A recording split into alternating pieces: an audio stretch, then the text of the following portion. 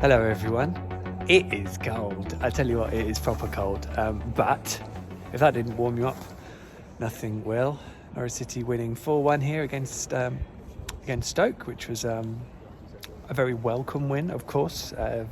4 goals like that, it's a fair while. I would imagine must be the last championship game. Norwich last scored 4 goals in the league. They did it at Preston in the FA Cup last season, of course. Sorry, this is going to be a shaky one. And you score 4 goals on a Saturday after having not scored in the last 3 league games, and that's perfect symmetry, isn't it? So that all works quite well. This is going to be a stretch. I think it's going to be a stretch. It is properly cold. All my thermals and the wind's just cutting straight through. Anyway, Norwich played very well today. It was a suitable reaction to what's been a very difficult week. It's felt like a very long time since they were playing up at Swansea the other Friday, and obviously with Brentford playing in midweek as well, that had an impact. So a full week for Norwich to recover and look at full strength, which they did. They looked really strong today, I thought. Emi Buendia was back from suspension, which obviously makes a huge difference. Norwich are not a one-man team, but he is their best player, I would say, and he does he makes such a positive impact in terms of winning the ball back in defensive numbers. You should read my piece on The Athletic on that, but also in how Norwich create chances. And even though he wasn't directly involved in the first goal, it's very hard not to think that his presence on the pitch makes a big difference to how teams defend things, because they're very conscious of Emi. That said, the first goal was all about Todd Cantwell, and he made it brilliantly. It was a lovely team goal, but Todd took the move up a level.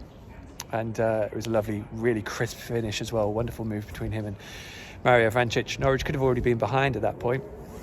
But they were 2-0 up then on half-time. That first goal was after 15 minutes, I think. They then were 2-0 up just on the stroke of half-time. All about Emi Buendia winning the ball off Morgan Fox, I think it was, and then putting a lovely ball to the far post where Teemu Pukki couldn't miss. Norwich were a bit sluggish out of the blocks in the second half. Again, don't really want to have that recurring theme because we had that 2 years ago. And then Dimitris Giannoulis basically makes a cardinal sin under a Daniel Farke team of making a horizontal pass that was never going to get there.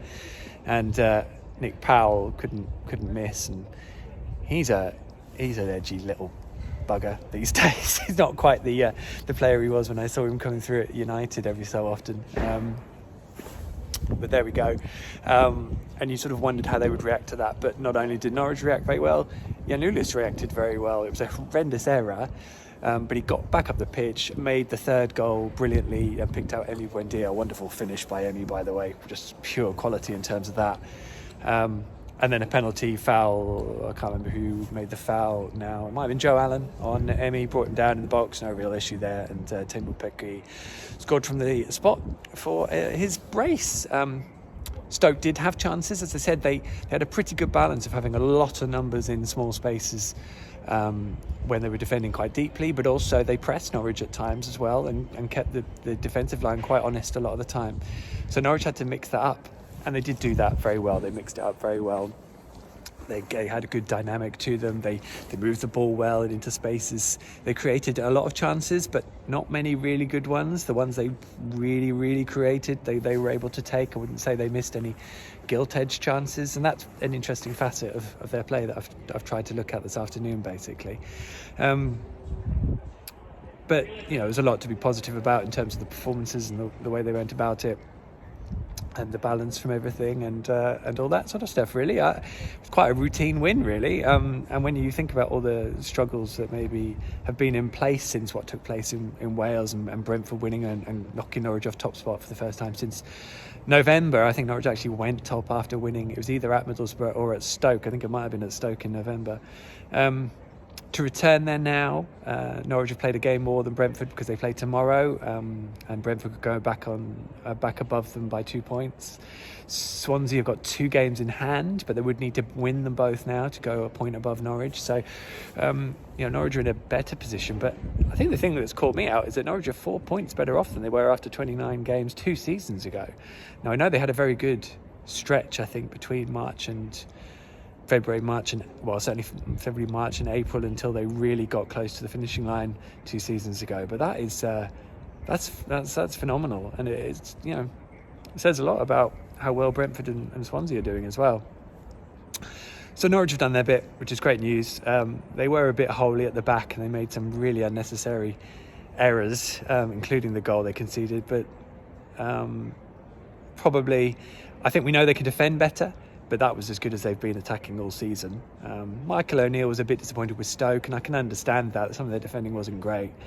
But Norwich do have that in them, and I think he knows that as well. And it'd be nice to see them do it a bit more often, maybe to give others a bit more to think about. But I think in terms of psychologically, that's a brilliant win. There's no getting away from what that does in terms of just reminding everyone they're not going anywhere. Some of the stuff I've seen since last Friday was fairly ridiculous, and I don't think maybe reflective of the actual situation. And ultimately, everyone could keep it together. It was really interesting being in the press conference before the game yesterday, because there's a lot being said, and Daniel Farke was as eloquent as normal, but it just felt like one of those presses where it's like, it doesn't really matter what you say here, it's going to matter what happens on the pitch. And in fairness, they gave John Obi Mikel a real good look at goal in the first minute or two. That goes in, and the game and dynamic completely shifts, as was of course the case at Swansea when Swansea get the first goal. So that didn't happen. There's plenty for Norwich to work on, but they'll get there. And as I said, really positive Dimitris Giannoulis, even though this is the worst mistake, it was by far his best performance. Really looked a bit more settled. We got to see Jakob Sorensen in the middle for a little bit at the end as well, which was ideal time for him to come into. I thought Lucas Rupp looked back to his sort of pre-season or early season form when he came on. Todd Cantwell scored a wonderful goal and was really busy too, which is always great when he's like that. Everyone looks like they've sort of increased their levels, and there was even sharpness in Dowell and Ida and Hernandez when they came on, which was good to see. No Shemiswaf Waheta in the squad today. I don't know why that was, actually. Didn't get asked after the game. Now I've reminded myself of it. But yeah, plenty to work with, which is the good news. The one thing I haven't touched on is Ollie Skipp, who came off after with sort of 20 minutes left. I think it might have been later than that, actually. He looked concussed. Now, apparently, he got a finger in his eye, and it's all swollen and bloodied, and here go the lights. And that's why he came off. But he there we go. But in actual fact, to me, he looked concussed. I thought he got a knee on the back of his head, because he got to his feet and he was really unsteady, and it didn't look like it was an eye injury. Now, obviously, I'm not saying anyone's lying, because it clearly was an eye injury, because apparently his eye's really swollen. But even in those instances, you'd like to think we're beyond the point now where players are concussed or appear concussed, I suppose. It's difficult to tell, because we know you can't check if someone's concussed in the space of 20 seconds immediately after it happens. So we're kind of in a point where, with the knowledge we have, players shouldn't be carrying on. And Skipp did come off a few minutes later. I think once Norwich got 3-1 up or 4-1 up, I don't think that was relevant. Anyway, there we go. Norwich head to Coventry on Tuesday, and they have then got another game at the weekend.